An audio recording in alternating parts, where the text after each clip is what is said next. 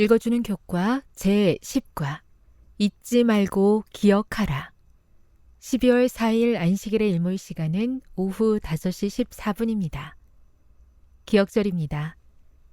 너는 광야에서 내 하나님 여호와를 경노하게 하던 일을 잊지 말고 기억하라.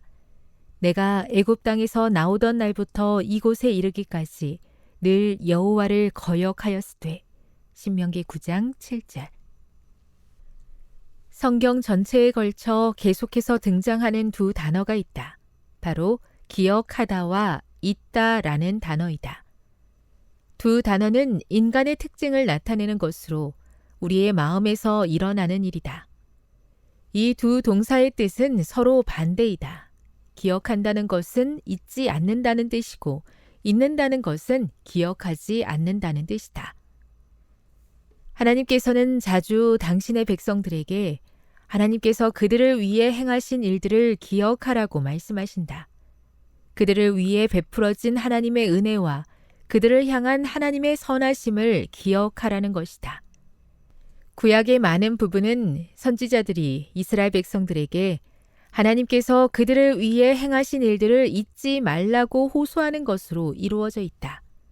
또한 그들은 하나님께서 무엇을 위해 그들을 부르셨으며 그 부르심에 응답하여 그들이 어떤 사람이 되어야 하는지를 잊으면 안 될 것이었다.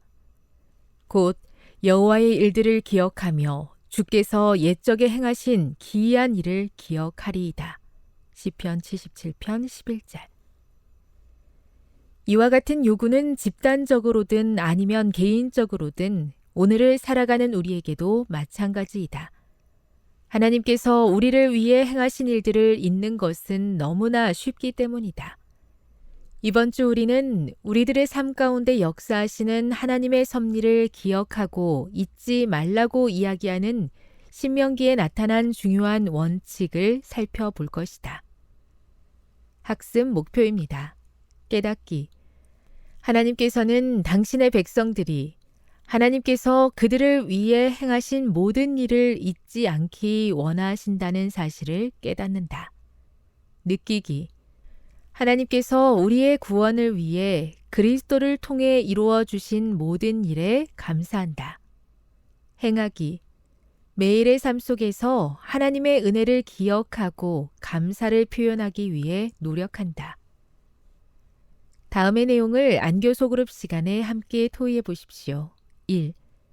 살면서 잊지 말고 꼭 기억해야 하는 것들에는 무엇이 있을까요? 2. 하나님께서 무지개를 통해 주신 약속의 내용은 무엇이었습니까? 3. 모세가 이스라엘 백성들에게 하나님의 놀라운 축복을 이야기해 준 이유는 무엇입니까? 4. 하나님의 축복을 잊지 않고 다른 사람에게 전하는 것이 우리에게 어떤 유익이 될까요? 5. 삶의 풍요로움이 가져올 수 있는 영적 위기에는 무엇이 있을까요? 6. 매일의 삶에서 우리가 결코 잊지 말아야 할 것이 있다면 그것은 무엇일까요? 7. 그대의 삶에 나타난 하나님의 축복을 기억하며 하나님께 감사하는 기도문을 작성해 보세요. 결론입니다.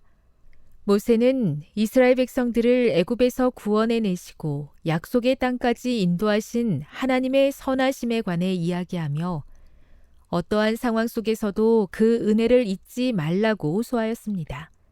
우리 또한 우리를 죄에서 구원하신 하나님의 은혜와 그리스도의 희생을 결코 잊지 않고 기억해야 합니다.